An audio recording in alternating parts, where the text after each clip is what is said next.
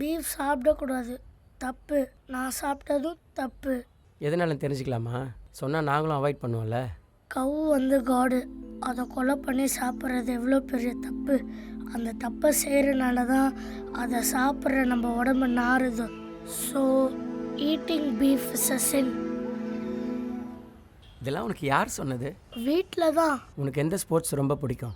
Basket பால் player ஆகணும்னு ஆசை. கோபி பிரியன்ட்டை பிடிக்குமா? பிடிக்குமே, ரொம்ப பிடிக்கும். அவர் பீஃப் ஈட்டர்.